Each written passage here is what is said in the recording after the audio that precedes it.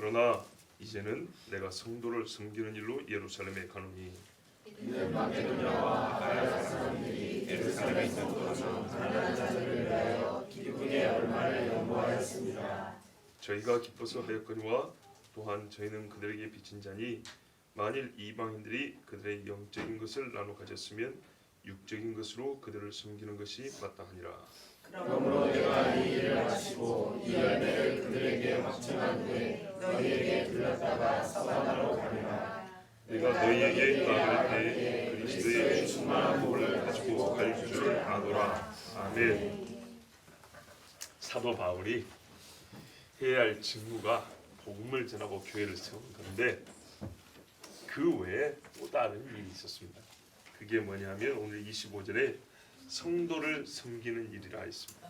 구체적으로 뭐냐 했더니 헌금 전달하는 일이었어요. 고린도전서 16장에 보면 오늘 사건이 기록이 되어 있는데 뭐라고 되냐면 성도를 위하는 연보에 관하여는 내가 갈라디아 교회들에게 명한 것 같이 너희도 그렇게 하라. 자, 갈라디아 지방에서 바울이 초창기에 선교했단 말이에요. 2차 선교여행 때도 이렇게 들려서 왔어요. 가르쳐줬어요. 헌금은 이렇게 하는 거다 하고 가르쳐줬어요. 그때 뭐라 그러냐면 매주 첫날에 언제죠? 안식 후 첫날 얘기하죠. 첫날에 너희 각 사람이 수입에 따라 모아두어서 많이 가진 자는 많이, 적게 있는 자는 적게. 내가 갈 때 연보를 하지 않게 하라. 무슨 말이냐면 특별히 막 이렇게 할 거 없이 평상시에 하나님 앞에 예배할 때마다 준비하라. 그 말씀이었어요. 근데 여기 보세요. 성도를 위하는 연보는 그렇게 하라는 겁니다. 모든 헌금을 얘기하는 건 아닙니다. 그런데 이왕이면 성도를 위한 헌금도 그렇게 정기적으로 준비할 것 같으면 하나님의 사역을 위해서나 그러니까 복음 전도를 위해서나 교회를 위해서 하는 헌금도 그날 같이 하면 좋겠죠. 자, 이렇게 해서 모아두면 어떻게 하냐. 내가 이럴 때 너희가 인정한 사람에게 편지를 주어 너희의 은혜를 예루살렘으로 가지고 가게 하리니. 자, 지금 고린도 교회에 예전에 복음을 전했어요. 다시 가면서 미리 편지를 보낸 거예요. 미리 편지를 보내길 내가 갈라디아 교회도 이렇게 가르친 적 있는데 내가 곧 있으면 고린도 교회 너희한테 갈 것이다. 가기 전에 성도를 위하여 헌금할 마음이 있으면 조금씩 매주 모일 때마다 모아서 준비해 놓고 내가 막상 왔을 때 급하게 준비하거나 그때 뭐 없어서 어쩌니 이러지 말고 평상시에 늘 준비해놔라. 그러면 그걸 어떻게 전달하냐. 너희 중에서 신뢰할 만한 사람을 나에게 줘라. 그럼 그 사람한테 내가 편지를 써줄 거다. 그 사람이 전달하게 하리라. 그렇죠. 너희가 믿을 만한 사람 손에 내가 맡겨줄 테니까 그리고 편지는 내가 써줄게. 이런 식으로 해서 다른 교회를 위한 다른 선교지를 위한 헌금을 전달하도록 할 테니까 평상시에 그렇게 준비하면 좋겠다. 이렇게 가르쳐줬어요. 그런데 바울이 그 뒤에 이렇게 덧붙입니다. 만일 나도 가는 것이 합당하면 그들이 나와 함께 가리라. 자, 근데 헌금을 전달하는데 마침 내가 가야 할 일이 있어요. 또는 그 헌금을 전달하면 이 사람들만 보내는 것보다 사도인 내가 같이 가면 훨씬 더 안전할 뿐만 아니라 은혜가 큰 경우가 있어요. 그러면 내가 편지를 써줄 것이 아니라 같이 가겠다. 이렇게 미리 고린도 교회에 가기 전에 얘기를 했어요. 그리고 내가 마게도냐를 지날 테니 마케도냐를 지난 후에 너희에게 가서 혹 너희와 함께 머물며 겨울을 지날 듯도 하니. 2년 전을 더듬어 봅시다. 저를 보세요. 지도를 해서 한번 그려보자고요. 예루살렘, 안디옥, 이렇게 하면 길리기아 다소, 갈라디아 부르기아, 아시아, 요즘으로 말하면 터키 지역까지. 그 다음에 배 타고 넘어가면은 헬라 마케도니아 지방. 첫 성은 빌립보. 아시겠죠? 빌립보, 데살로니가. 여기가 마케도니아예요. 헬라 아래쪽으로, 그리스 아래쪽으로 내려오면 아가야 지방, 고린도.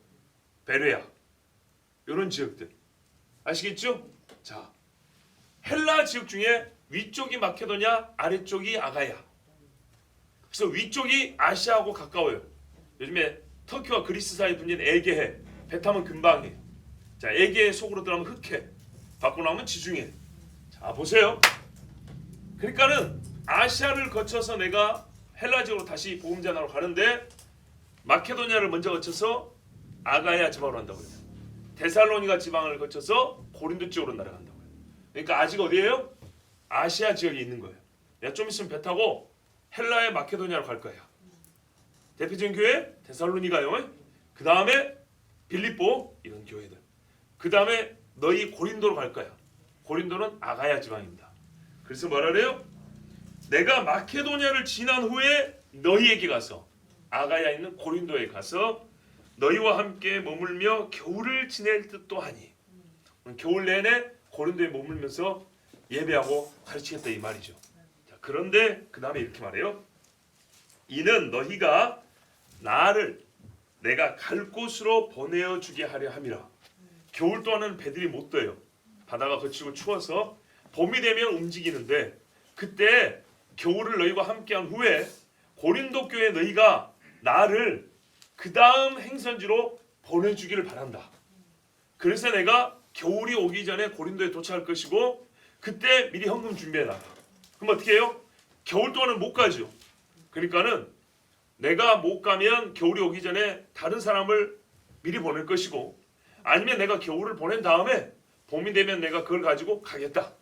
자, 이런 의사입니다. 여기서 미리 또 하나 확인할 수 있는 게 있죠.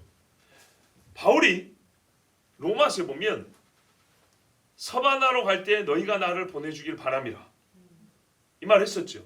근데 지금 고린도에는 뭐라고 말했어요? 너희가 나를 다음 갈 곳으로 보내주길 바람이라. 그렇죠. 똑같은 말이죠. 자, 여기서 알 수 있는 게 뭐예요? 생판 모르는 교회에다가 말하는 게 아니에요. 로마 교회 아무도 모르는 사람들인데 제가 누차 강조합니다. 로마 교회 성도들 한 번도 본 적도 없는 사람, 알지도 못하는 사람들에게 편지를 써가지고 교리를 가르친 다음에 내가 서반으로 할 때 여기도 좀 보태주고 나를 좀 보내달라 그렇게 한 게 아니라 그랬어요. 그 증거 어디 있다고요? 고린도 교회 편지 쓴 거 보세요. 이미 전도에서 자기가 세워놓은 교회, 문제가 많아서 말씀 많아서 가르친 교회, 그리고 다음에 내가 이 편지 먼저 보낸 다음에 갈 것인데 그때 헌금도 이렇게 준비하고 내가 너희들과 겨울을 보낸 다음에 옮길 때는 너희가 나를 보내주면 좋겠다. 자, 이런 관계가 고린도와 바울의 관계예요. 그렇다면 로마 교회도 마찬가지예요. 서바나가 어디라고 거기를 보내달라 그래요. 생판 모르는 사람한테 가가지고 그런 거 아니에요. 자, 바로 요 이야기가 오늘 말씀에 있는 겁니다. 이렇게 고린도와 마케도냐 같은 이방인 교회가 예루살렘 성도들이 힘들다, 기근이 있어서 굶고 있다는 소리를 듣고 헌금을 했어요. 이 헌금을 하고 고린도에 도착해서 지금 헌금을 가지고 예루살렘 가야 되는데 가기 전에 여기서 로마에 있는 성도들한테 편지를 쓴 거예요. 내가 지금 이 이방 사람들이 모은 헌금을 가지고 너희에게 당장 가고 싶은데 하나님이 예루살렘으로 가라 한다. 사실은 다른 사람 보내고 내가 편지 써주면 되는데 하나님이 그렇게 하지 말고 나보고 직접 가란다. 그래서 내가 이 헌금을 가지고 예루살렘을 가니 너희에게는 나중에 가기를 내가 소망한다. 이렇게 편지를 쓴 겁니다. 자, 26절 보세요. 이는 마케도냐와 아가야 사람들이, 헬라 사람들이죠, 예루살렘 성도 중 가난한 자들을 위하여 기쁘게 얼마를 연보하였습니다.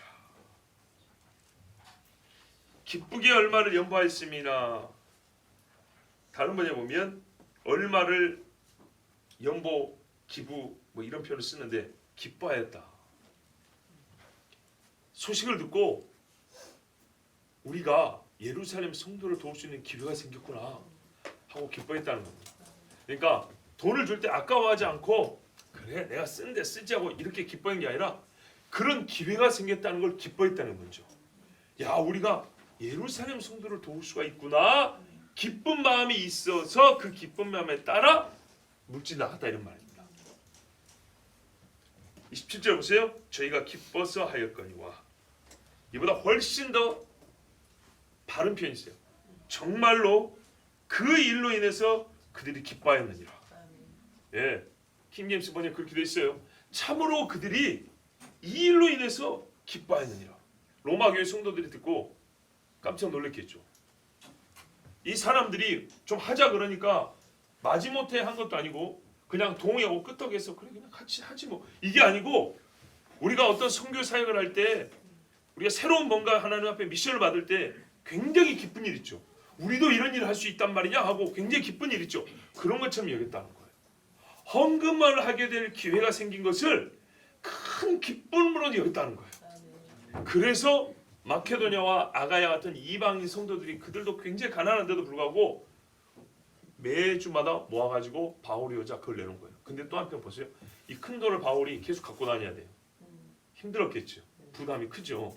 우리도 봉투 안에 짚고 넣고 있으려면 내 거 아니면 굉장히 부담되는데, 아마도 요즘같이 집회는 아니었으니까 무게도 나갔을 것이고 같이 다니는 제자들이 들고 다녔겠죠. 예수님도 돈꾀는 누가 맡았어요? 유다가 맡은 것처럼 이렇게 같이 다니는 이제 제자들이 있었을 겁니다. 자, 하여튼 이렇게 해가지고 바울이 모았어요. 모아진 게 받았어요. 받았는데 이렇게 설명을 해줍니다.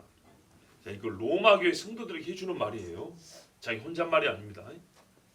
저희가 기뻐서 했지만 이건 당연히 해야 할 일이다. 27절 보세요. 또한 저희는 그들에게 빚진 자니 빚을 졌으면 갚아야죠. 만일 이방인들이 그들의 영적인 것을 나눠 가졌으면 육적인 것으로 그들을 섬기는 것이 마땅하니라. 아멘. 마케도니아 아가야 성도들이, 예루살렘 성도들이 기근으로 힘들다라는 소식을 듣고 헌금을 했는데 우리가 그들을 도울 수 있는 기회가 있어서 기쁘다 했단 말이에요. 그리고 헌금을 모았는데 바울이 그랬어요. 기쁘게 하였거니와. 이걸로 충분하죠. 그렇죠. 기뻐서 하면 이보다 좋은 일이 어디 있어요. 좋은 일을 기쁘게 했고 기뻐서 좋은 일을 했으니까 오케이, 매우 잘했는데 내가 조금 더 하나 가르쳐주면, 사실은 그들은 기쁘든지 안 기쁘든지 이 일을 해야 하는 것이다. 근데 기뻐서 했으니까 더욱 좋은 것이고 잘한 것이다. 뭔 말인지 아시겠죠? 본인들이 기뻐서 해서 너무 좋은 일인데 그들이 기쁘냐 안 기쁘냐는 무관하게 객관적 사실을 말한다면 마땅히 해야 할 일이다 이 말이에요. 어른을 보면 아이가 인사하는 거죠. 마땅히 하는 거예요. 그런데 어떤 애는 찡그리면서 하고 어떤 애는 웃으면서 한다고요. 웃으면서 하면 더 좋은 거죠. 그러나 웃든지 찡그러든지 상관없이 해야 하는 것이 맞는 것처럼 이것은 해야 하는 일이라고 가르쳐 준 거예요. 왜요? 그들이 영적인 것을 나눠 가졌으면, 접붙임을 받았으면. 근데 예루살렘 성도들이 로마에다 복음을 전했냐? 그건 아니죠. 그러나 바울 자신이 예루살렘과 하나로 스스로 여겼다는 것. 본인도 유대인이죠. 자, 그렇게 넓게 보면 예루살렘으로부터 시작된 복음으로 말미암아 우리가 그리스도의 자녀가 된 거죠. 그리스도의 제자가 된 것이죠. 그래서 그들의 수고와 애씀으로 복음을 듣고 그 제자들 12명에서부터 시작해서 우리가 예수의 복음을 듣고 구원을 얻었다면, 예루살렘 성도 1인이 어떤 사람이 나에게 직접 복음을 전하는 건 아니지만 예루살렘으로부터 시작됐다면 예루살렘에 있는 유대인 성도들을 위하여 먹을 것과 물질을 나누는 것은 마땅하다. 이렇게 말씀을 한 거예요. 자, 여러분, 우리는요 모든 것을 돈으로 계산하죠. 무슨 말이냐면 5만 원이 들어오면 5만 원을 주는 것을 상례로 생각을 합니다.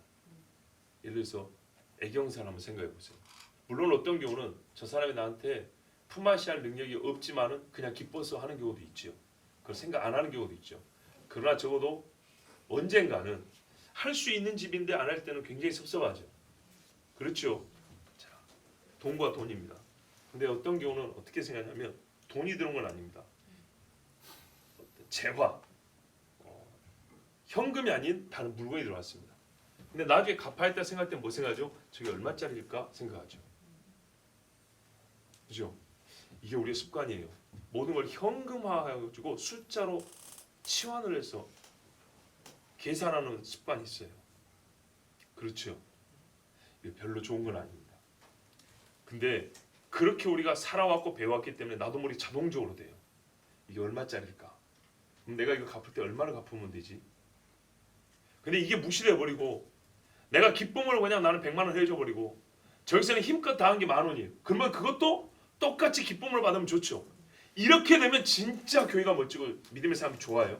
자, 그런 경우도 있지만 거기까지 못 갈 때는 어떻게 되냐면 항상 모든 걸 계산합니다.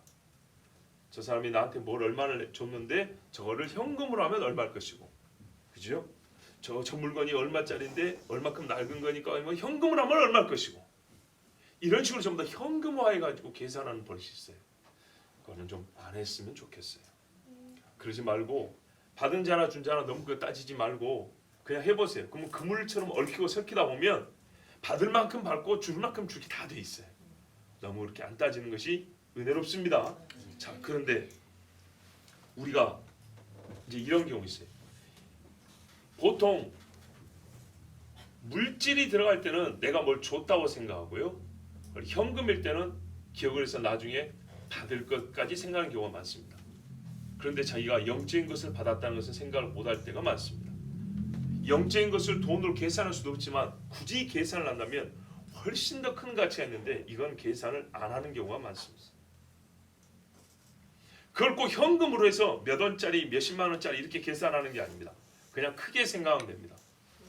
영적인 것을 받았다면 육적인 것으로 내가 갚아주는 것, 그것으로 갚는 것이 마땅하다. 이렇게 크게 생각하면 되는 겁니다. 내가 남한테 현금이 아니라 물질로 받았으면 나도 때가 되면 내가 좀 넉넉하거나 그 사람이 필요가 있으면 나도 도와야 한다. 이렇게 생각하고 그걸 꼭 동그라미 몇 개니 5짜리니 8짜리니 이걸 따질 필요 없이 그렇게 하시는 것이 좋습니다. 그리고 우리가 영적인 것은 꼭 영적인 것으로만, 네가 기도 한번 해줬으면 나도 기도 한번 해줄게, 꼭 이러지 말고, 그게 뭐냐면요, 돈을 우선으로 생각해요. 교환할 때는 항상 돈을 우선해서, 사실 말로는 영적인 것이 최고라면서도 현금화해서 계산이 안 되는 것은 제껴버려요. 현금화 계산이 되는 것을 항상 우선시해요. 여러분, 이건 믿음의 사람들의 사고방식이 아니에요. 예? 정말 1시간 기도해 줬다는 것은 그냥 고맙습니다 이러고 마는데 10만 원짜리 밥을 얻어먹으면 꼭 갚아야 될 것 같아요. 큰 걸 얻어먹었거든. 여러분, 기도가 10만 원보다 큽니다. 작다고 생각하세요? 기도해 준 사람 앞에서는 그렇게 말하죠. 기도해서 고맙고 그러죠. 그런데요, 그거 오래 기억 안 해요. 10만 원짜리 밥 얻어먹은 게 훨씬 더 오래 가요. 그래서 꼭 나중에 내가 한번 또 사야 될 것 같지. 그러죠. 우리가 믿음의 사람들이니까 좀 바꾸자고요.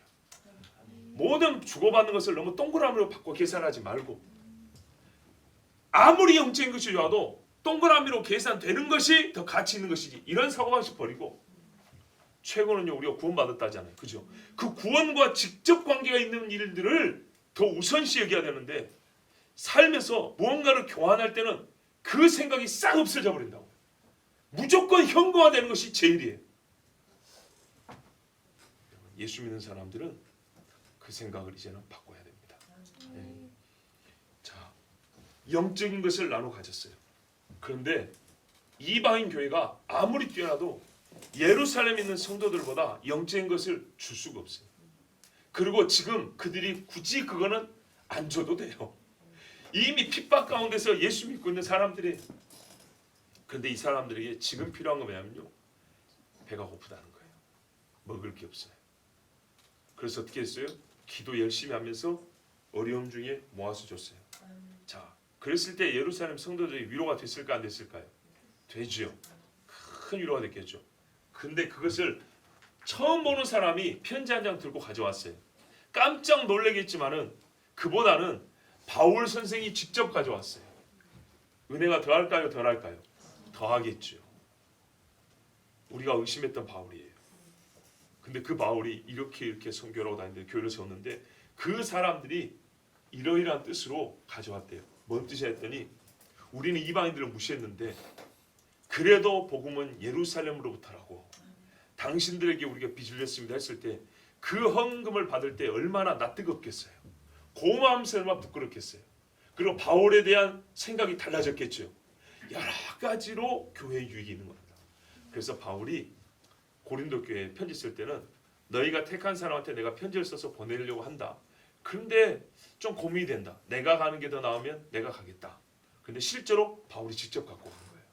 자, 그래서 바울이 예루살렘 성도들에게 물질을 가져왔습니다. 자, 마케도냐와 아가야 성도들이 왜 가져왔다고요? 왜 예루살렘에다 헌물을 보냈다고요?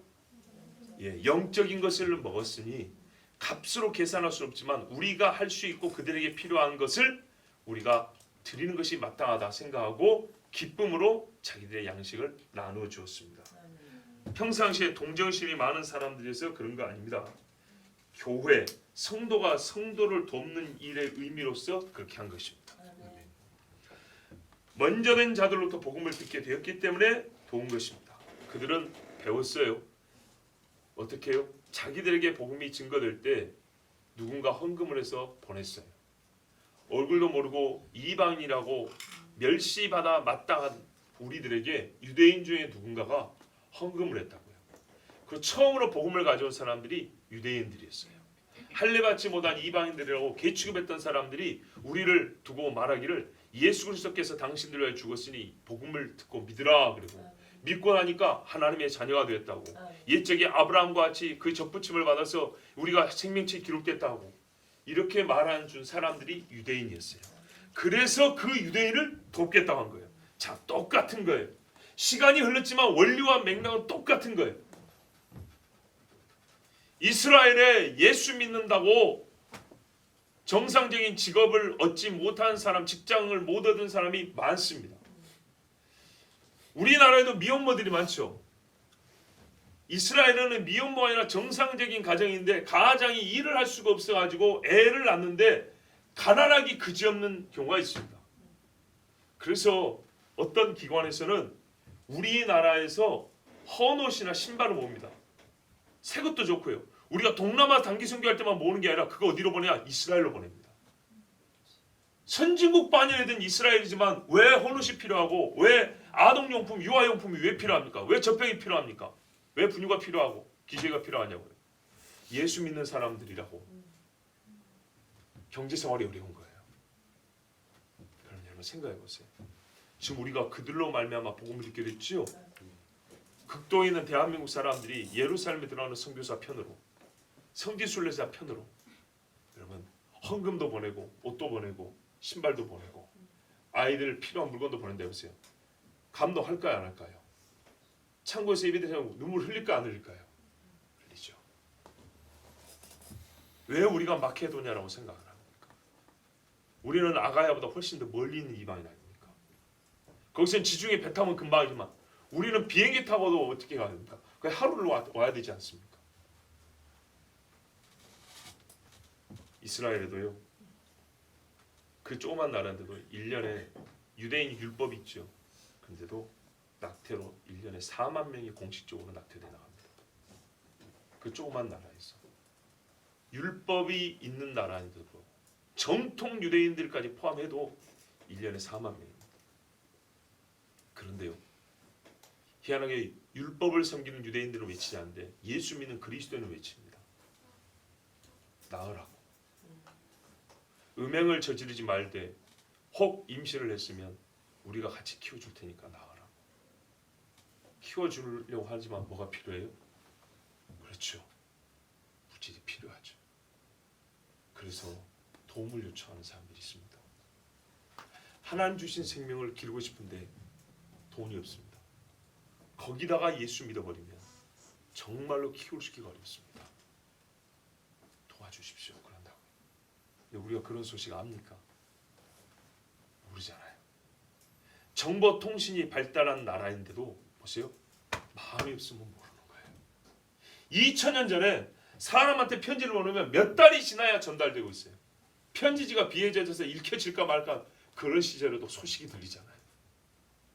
근데 지금 이렇게 인터넷이고 뭐고 해도 우리가 마음이 없으니까 아직 우리는 예루살렘이나 이스라엘에 대한 마음 자라려면 한참 멀었어요.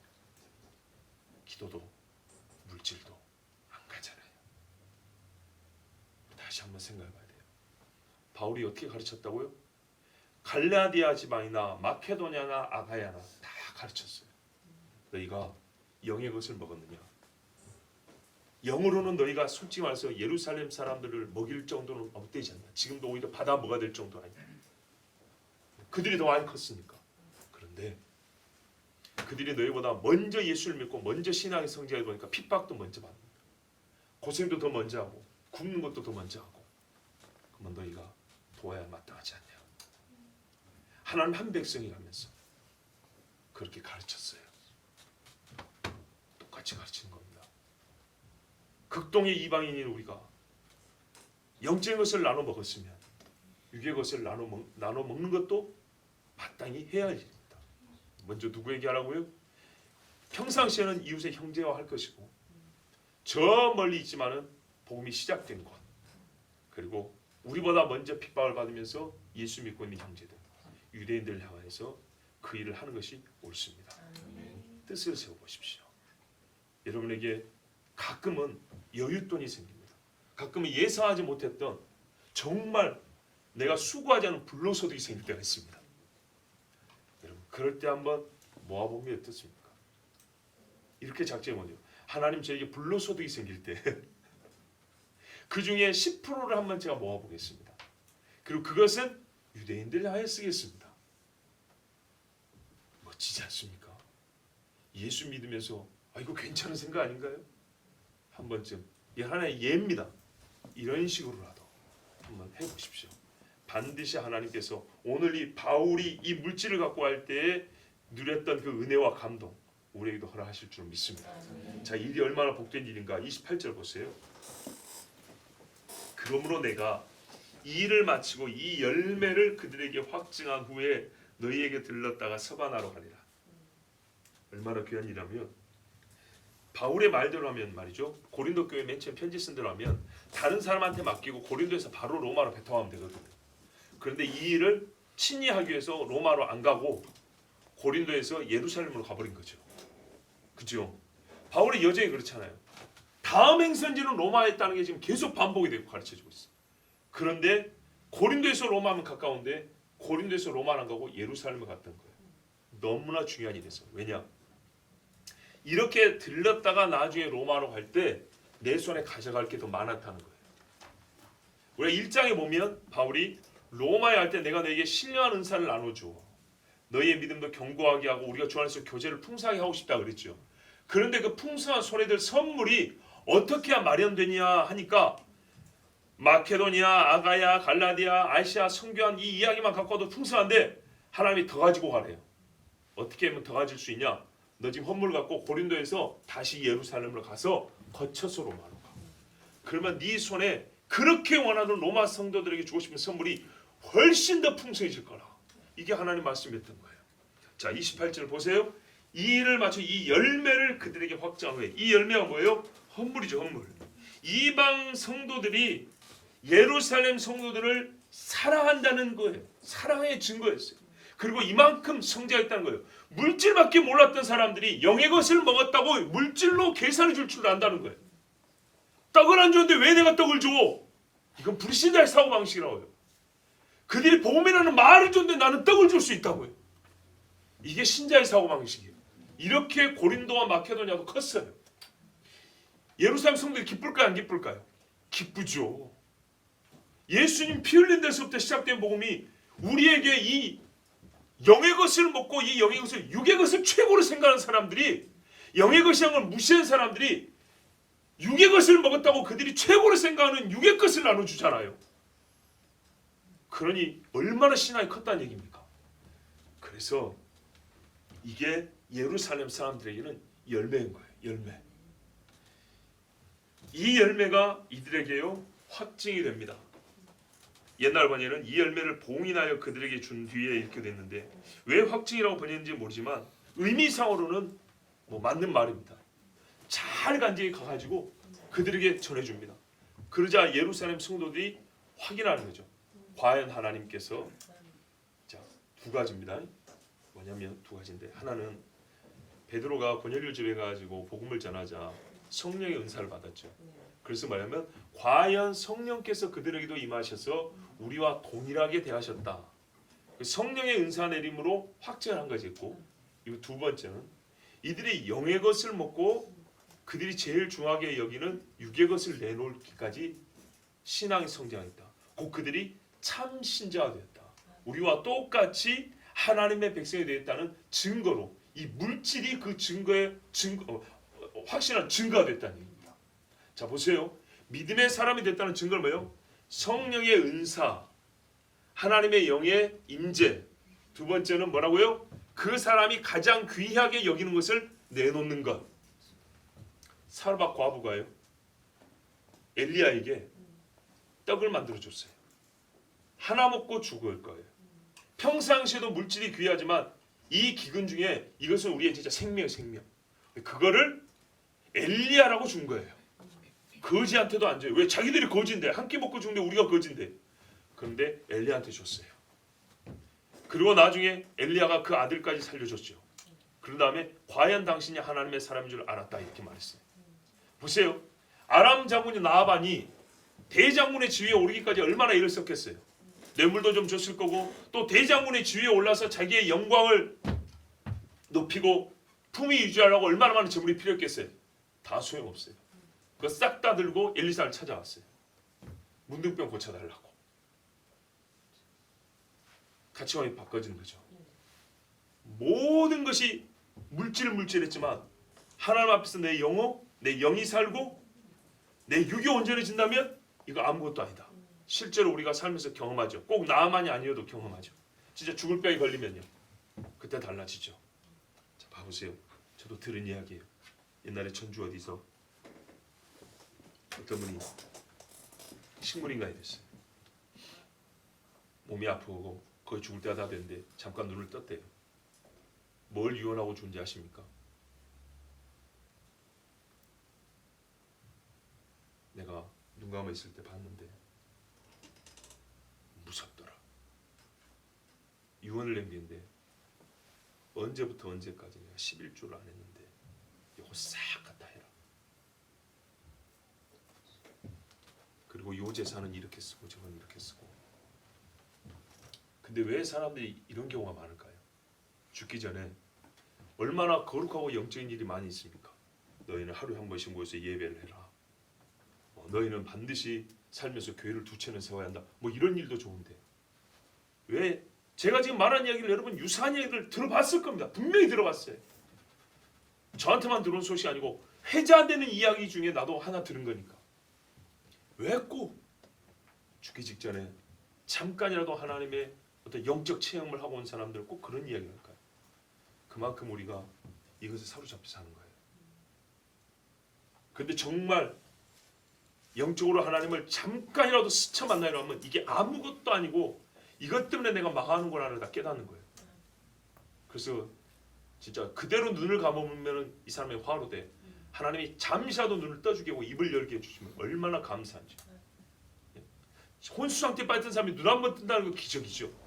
입을 열어 말을 할 수 있다는 것은 진짜 기적이죠.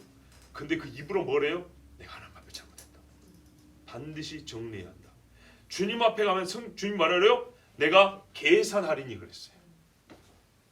반드시 한다. 근데 우리가 어떤 면에서 계산이 부족하냐?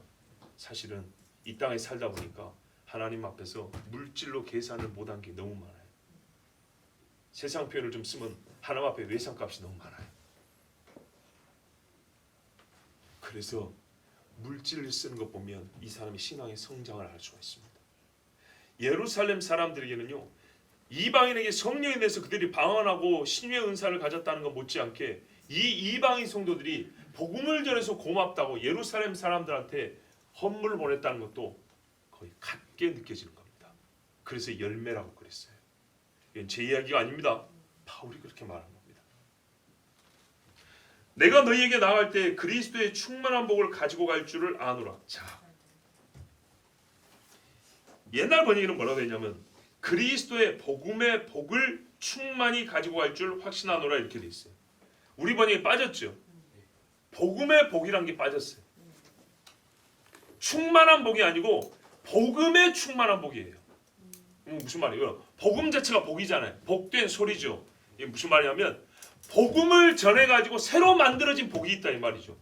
복음이 낳은 복이 있다는 거예요. 복음이 낳은 복, 새로 발생한 복. 예수를 믿게 되니까 복음이 우리 들어와서 구원 받았죠. 근데 구원받고 나니까 사람이 생각이 바뀌니까 언어가 달라졌어요. 그래서 주변 사람들이 옛날에는 욕을 막 쌍욕했던 사람이 부드러운 말을 한단 말이죠. 복음으로 말미암아 언어가 새로워진 복을 받은 거죠. 이런 이야기는 2차적인 얘기를 하고 있는 거예요. 그리스도의 복음은 바울이 로마 성도들이 이미 충만히 전했고 가르쳤어요. 복음의 복, 복음이 씨가 되어서 각 사람에게서 자란 열매, 성품이 달라졌다든지 물질심이 달라졌다든지 지식이 달라졌다든지 생활이 경건해졌다든지 이런 것들 말이죠. 복음을 믿어서 그것이 조건과 근거가 되어서 형성된 새로운 일과 현상들, 복음 때문에 새롭게 나타난 것. 옛날에 복음 때문에 귀신 섬기는 재단이 무너졌다든지 복음이 전하는 동네 술집이 없어져 버렸다든지 그래서 동네가 깨끗해진 복음으로 말미암은 또 하나의 복을 받는 거죠. 그런 이야기예요. 마케도냐와 아가야 이 성도들이 예루살렘 성도들에게 복음을 받았어요. 복음을 받고 나니까 우리의 영의 것을 먹은 우리가 육의 것으로 갚는 것이 마땅하다는 사고를 갖게 됐어요. 그리고 이 가난한 성도들이 자기 것들을 모아다가 예루살렘 성도들에게 보냈어요. 그럼 예루살렘 성도들은 어떻게 해요? 복음으로 말미암아 자기들이 먹는 복까지 생겼죠. 그리고 이들의 신앙 성장을 바라보는 즐거움이 있죠. 이게 바로 복음의 복이죠. 너무 기쁜 거예요. 이거를 바울이 직접 전달해주고 이 일이 확실하다는 것, 다른 데서 가져온 것이 아니라 당신들이 뿌린 씨의 복음이 이렇게 돌아서 열매를 맺어왔다. 열매를 전달한다. 하고 예루살렘 성도들에게 확증을 한다는 거예요. 그런데 이것이 아가야와 마케도냐 즉 헬라 성도들과 예루살렘 성도들만의 복이 아니고 로마에도 복이 된다고 지금 말하고 있어요. 로마는 옆에서 보고 있는 거 아닙니까? 헬라 교회하고 예루살렘 교회하고 서로 지금 주고받는 사랑을 보고 있는 거 아닙니까? 그런데요, 이것이 로마 교회에게도 복음의 복이랍니다. 그렇죠. 우리가 믿는 사람들끼리 서로 좋은 일을 하는 것을 보면 나 자신도 기쁘죠. 나도 힘을 얻죠. 신앙의 성경에 도움이 되죠. 그런 의미에서 복이 되지만 말씀은 그거보다 조금 더 구체적입니다. 옆에서 잘하는 일을 보는 즐거움 정도가 아닙니다. 무슨 말이냐면 바울이 성령이 충만한 사람이지만 힘이 들어요. 괴로운 일도 있어요. 여러분도 느낌 알지만 제가 마음이 괴로운 상태에서 여러분을 만나고 기도하고 설교할 때하고 희락이 있을 때 설교할 때하고 다르죠. 그죠? 자, 바울이 복음을 전하는 좋은 일을 하지만 새로운 하나님이 허락하신 사명이 주어졌고 바울도 새롭게 해보는 일이에요. 바울도 즐거워요. 이 헌물을 가지고 예루살렘에 가서 아가야와 마케도냐 성도들이 준 겁니다 하고 줬을 때 바울의 심령도 위로를 얻을까요, 안 얻을까요? 얻죠. 엘리야가 말이죠, 갈멜산에서 힘차게 싸웠어요. 똑같은 엘리야인데 힘들어서 호렙산 가고 있어요. 호렙산 가고 있는 동안에 누구를 만났어요? 그때 모습의 엘리야하고 갈멜산의 엘리야하고 같을까요, 다를까요? 다르죠. 이 광야 걷는 동안에는 죽여달라 그랬죠. 자, 그 다음에 한번 볼게요. 호렙산에서 세미한 음성 듣고 다시 나오는 길에 엘리야예요. 같을까요, 다를까요? 다르죠. 여러분도 한번 생각해보세요. 심부름을 하지만은 괴로운 심부름 있고 어떤 일은 그 심부름을 하면서 내가 살고 즐거운 일들이 있어요. 우리도 그러지 않습니까? 고작 며칠 단기 선교지만 헌금을 준비하고 갈 때 얼마나 기분이 좋습니까? 그리고 거기 가가지고 찬양도 하고 선교사를 돕고 그 며칠이지만 돌아와가지고 역시 며칠 동안 함께하는 성도들이 우리가 뭘 가지고 오죠? 보기는 지가 받죠. 일도 자기가 했죠. 여기 있는 사람들은 직접 한 거 아니잖아요. 그런데요, 그들이 그 일을 함으로써 영이 충만하고 오는 거예요. 그들이 그 일을 함으로써 하나님의 일을 보고 이 속에 간직하고 오는 거예요. 그것이 없었던 사람으로 출발했는데 있는 사람으로 돌아온 거예요. 그래서 이 있는 사람을 남아있는 성도들이 만나게 돼요. 즉 바울이 로마 교회에 왔을 때 그동안에 복음을 열심히 전한 바울로도 충분하긴 한데 이방인 사람들이 처음으로 예루살렘에 있는 성도들의 헌물을 보낸 것을 처음으로 그 일을 수행하고 온 바울을 만난 거예요. 바울의 심령이 기쁠까요, 안 기쁠까요? 기쁘죠.